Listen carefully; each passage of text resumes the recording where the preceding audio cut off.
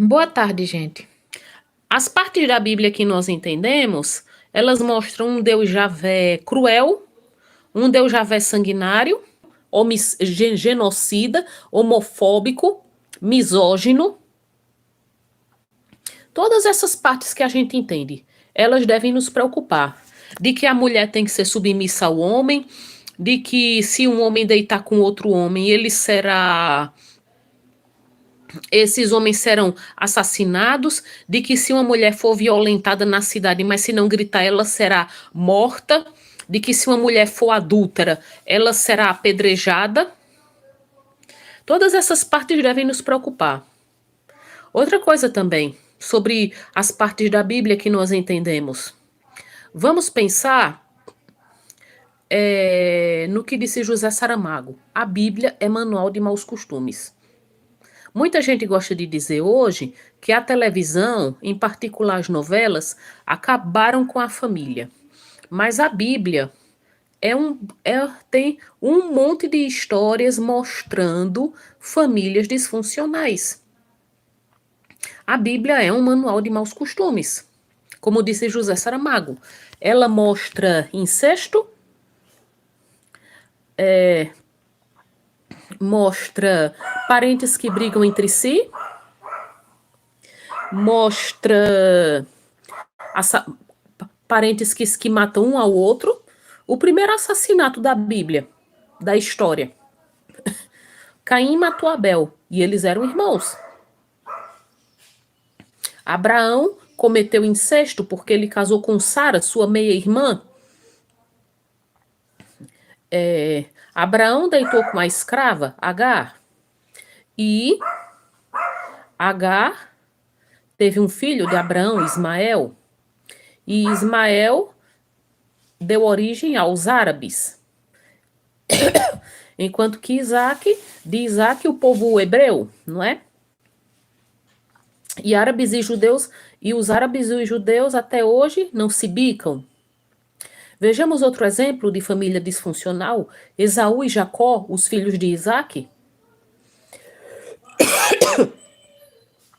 Exemplo maior de uma família disfuncional, Isaac, que foi um tremendo... Isaac deu à luz... Isaac teve filhos gêmeos com Rebeca, sua esposa, mas dois irmãos que viviam as turras, Esaú e Jacó.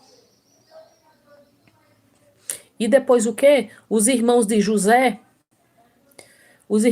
Depois Jacó teve vários filhos, teve José, e os irmãos de José tinham ciúmes dele, o venderam para ser escravo.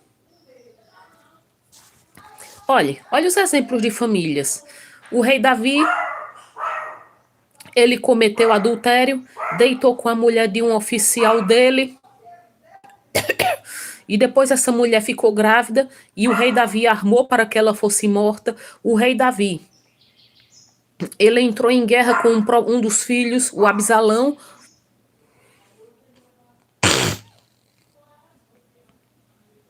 José Jesus, boa tarde. Entrou em guerra com Absalão. Boa tarde.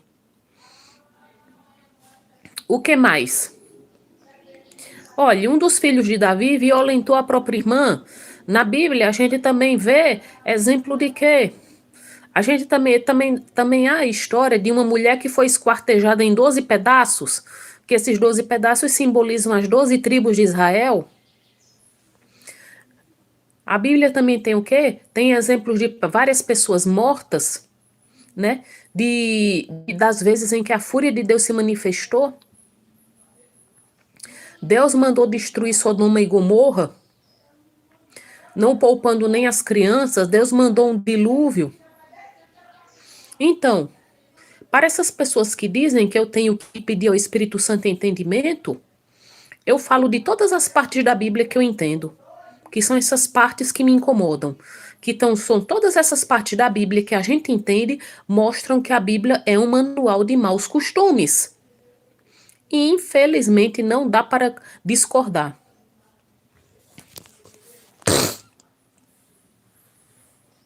E eu também ouvi comentários dizendo Que, olha, uma pessoa até falou em um comentário a história de José do Egito. Ela disse para mim, olha, Atenea, veja, Atenea, é, tudo é para um propósito maior. José foi traído pelos irmãos, foi vendido como escravo, ele foi caluniado, ele esteve na prisão, mas depois ele se tornou governador do Egito. Então, tudo foi para um propósito. Boa tarde. Desculpem que eu estou gripada. Vamos fazer então uma pequena pergunta sobre essa história de José, de que tudo é para um propósito. Se tudo o que aconteceu com José foi para um propósito maior, onde está o livre-arbítrio? Quer dizer então que tudo já estava prescrito? Que tudo o que acontece nas nossas vidas já está prescrito? Onde está então o livre-arbítrio? Que tanta gente fala. Tanta gente assim que adora dizer que tudo acontece porque é um propósito de Deus. Quando a gente fala das coisas ruins, essas pessoas logo usam o argumento ou do livre-arbítrio para dizer que Deus não tem culpa de nada, que é a gente que usa mal o nosso livre-arbítrio, ou então que é Satanás agindo. Ou então que a culpa é de Satanás, não é de Deus. Que foi, gatinha? Não é verdade? As pessoas adoram usar isso. Agora, outra coisa também. Quando alguém vem contar essas histórias como a de José, para dizer que tudo acontece com um propósito maior, ou então dizer, veja Ateneia, veja a história de Abraão, ele esperou muito tempo, mas finalmente ele foi abençoado, ele teve Isaac, quando Sara já estava com 90 anos. Não há nenhuma prova fora da Bíblia. Café com personalidade, boa tarde. Samir do Vale, boa tarde. Não há nenhuma prova fora da Bíblia de que Abraão existiu, de que José existiu, de que Isaac existiu, de que existiu Moisés. Outra coisa, essa história de que as coisas ocorrem com um propósito, ela vai de encontro à ideia do livre-arbítrio. Então, ou as coisas ocorrem com um propósito, ou tudo é resultado das nossas ações. Não há como essa ideia de livre-arbítrio conviver junto com a ideia de que as coisas ocorrem com um propósito. Ou é uma coisa ou outra. É como eu já falei da ideia do plano de Deus. Como é que Deus pode ter um plano para nossas vidas e, ao mesmo tempo, nós termos livre-arbítrio?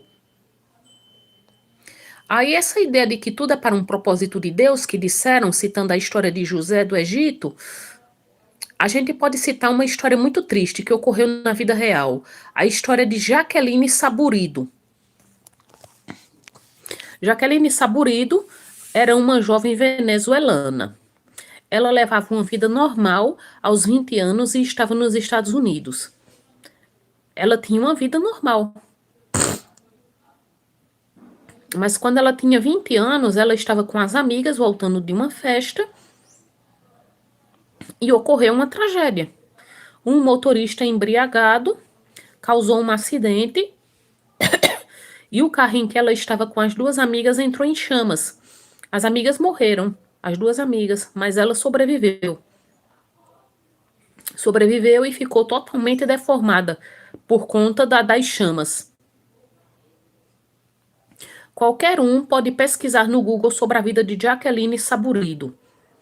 Ela passou por várias cirurgias plásticas, perdeu as pálpebras, perdeu os dedos das mãos, passou a vida inteira, morreu aos 40 anos de câncer e se tornou um símbolo das campanhas sobre as consequências de se dirigir alcoolizado. Quer dizer, então, que ela teve que passar por isso para ensinar as pessoas sobre os riscos de se dirigir embriagado? Enquanto isso, o cara que causou o acidente... Boa tarde. O cara que causou o acidente, é claro, ele foi preso, foi condenado. Mas, cadê? E outra coisa também, falam também da história de Jó, não é? Para dizer, Jó passou por várias provações, mas foi recompensado. Abraão foi recompensado, ele teve Isaac, mas a gente só vê as pessoas sendo recompensadas na Bíblia. Na vida real, o que acontece é o que disse Kennedy Litaif, o mago do realismo. Se não houver justiça humana, nenhuma justiça haverá. Nós é que temos que lutar por justiça. O caso do Palace, só depois de 20 anos, as vítimas, as vítimas e parentes das vítimas da queda do edifício Palace foram indenizadas. A gente vê pessoas que passam anos lutando na justiça para serem indenizadas. O nome da mulher de Jó ninguém sabe. Ninguém. Eu não sei, porque o nome dela não é citado na Bíblia. Mas, assim, ele perdeu todos os filhos e não perdeu a mulher. Na Bíblia, Jó foi recompensado. Mas na vida real, alguém é automaticamente recompensado por ser bom? Café com personalidade. Obrigada. Hein? Alguém é automaticamente recompensado por ser bom na vida real? Não. A pessoa tem que lutar por justiça. A pessoa tem que lutar por justiça. Alguém já viu uma pessoa conseguir ser justificada, ser recompensada apenas orando? Não. É como eu mesma disse, né? Esse Deus estranhamente nunca age sozinho. É sempre preciso que a gente haja primeiro. Que a gente vá à luta primeiro. Carlos Antônio Barbosa, boa tarde. É sempre preciso que a pessoa haja primeiro, faça alguma coisa primeiro, para Deus então resolver agir. Vejamos o caso dos negros nos Estados Unidos.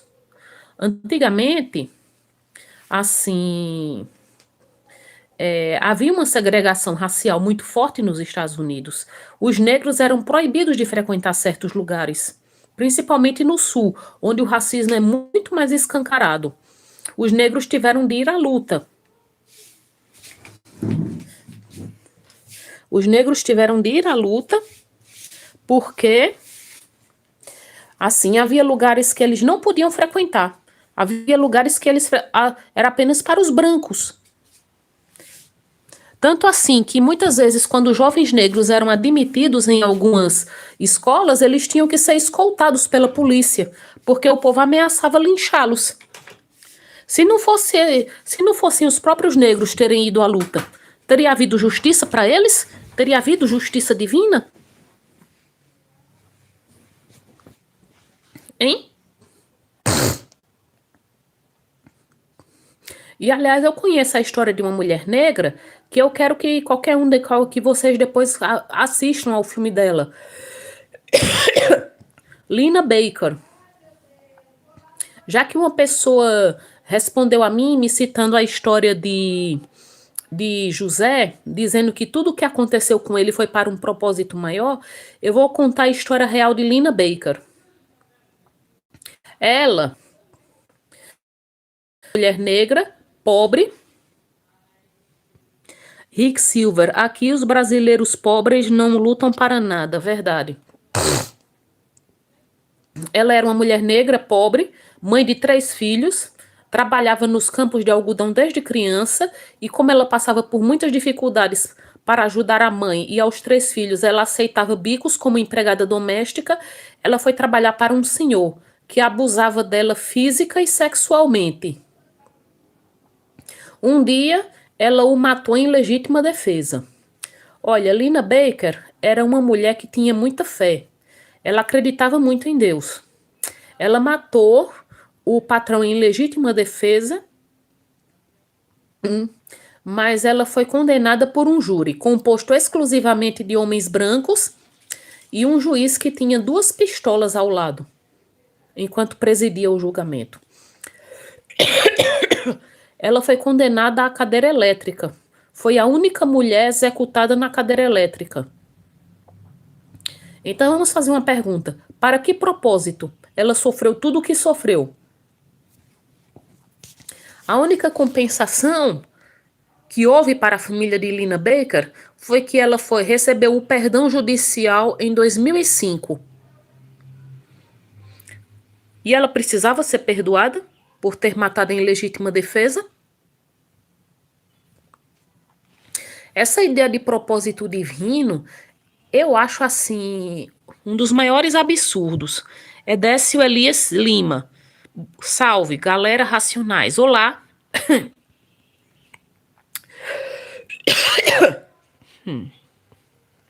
Deus Tupã. Olá. É o que eu quero dizer.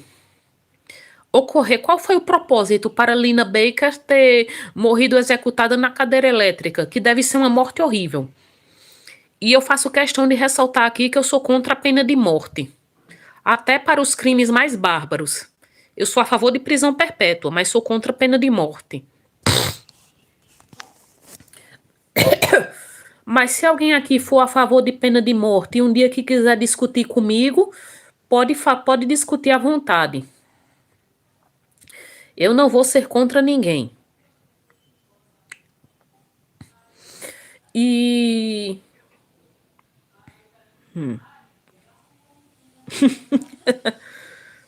Deus Tupã um canal de ateísmo porque não salvou os índios. E a gente pode perguntar, qual foi o propósito de Dom Phillips e Bruno Pereira terem tido uma morte tão horrível? Eu acompanhei ontem pela televisão e pelas mídias sociais o funeral deles, não é? Que os índios estiveram no velório de Bruno Pereira. Qual foi o propósito das mortes horríveis que eles tiveram? Isso só torna legítimo o que disse um prisioneiro dos campos de concentração, que escreveu uma frase: se existir um Deus, ele terá que implorar o meu perdão. E eu também faço minhas as palavras do escritor Jules Renard. Não sei se Deus existe, mas seria melhor para a sua reputação se ele não existisse. Uma vez eu conversando com uma amiga da minha mãe, eu falando sobre o bullying que eu sofri, ela disse, Atené, porque existe muita gente perversa, mas olhe, tenha bom ânimo porque Deus cuida da gente. Eu na hora fiquei revoltada. Décio Elias Lima, são tantas nomenclaturas para deuses que só ignorantes para acreditar. Eu me lembro que eu fiquei revoltada. Eu pensei, que Deus é esse que você diz que cuida da gente e deixa a gente sofrer bullying? Me lembra até uma música de Kleber Lucas que minha mãe gostava, não é? Deus cuida de mim. Assim, eu preciso saber mais de Deus porque Deus cuida de mim. Olhe, uma pessoa, o que é que você entende uma pessoa que cuida de outra? Uma pessoa que cuida de outra vai fazer de tudo para que essa outra não sofra danos. Uma pessoa que cuida de outra vai proteger.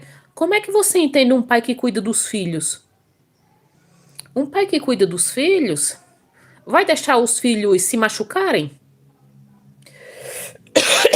Ou então vai deixar de socorrer um filho quando um filho se machuca? Hein? Assim como também essa questão de que Deus tem vontade. Ai, Deus tem uma vontade para nós. Que isso me fez concluir que as pessoas criam Deus à sua imagem e semelhança. Eu ainda pensei no que disse uma mulher uma vez, olha, minha filha, você pode ter essa vontade, mas Deus tem outra vontade, pode ter outra vontade para você. Aí eu pensei, o que é isso? Quer dizer então que quando a gente nasce, Deus diz assim para fulano, você vai sofrer um acidente, perder as 2 pernas, você vai ser médico, você vai ser engenheiro, você vai ter um casamento infeliz? Então é assim? Vamos pensar. Infelizmente, nós não somos ensinados a pensar. Somos ensinados a aceitar cegamente essas verdades que nos são impostas desde a infância. E eu criei o meu canal porque eu acho que eu que descobri a verdade depois de muito pensar, depois de muita revolta, que eu passei pela fase da revolta, eu admito, mas eu não sou uma revoltada com nenhuma entidade, porque não existe isso de revolta com nenhuma entidade.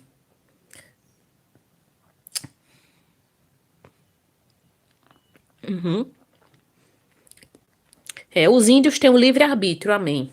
A gente tem que se revoltar com os seres humanos que nos ensinam mentiras. A gente tem que se revoltar com os pastores que chegam, ficam enganando as pessoas, fazendo as pessoas pagarem dízimos. Desculpe. Fazendo as pessoas pagarem dízimos. Algumas pessoas deixam de prover as próprias necessidades para pagarem dízimo, acreditando que um dia serão grandemente recompensadas. Há casos de pessoas assim que estão vivendo de favor na casa de outras pessoas, porque ficaram sem casa para dar o dízimo. Casos de pessoas que ficam acreditando que um dia Deus vai abençoá-las e elas morrem sem ver nada acontecer na vida delas.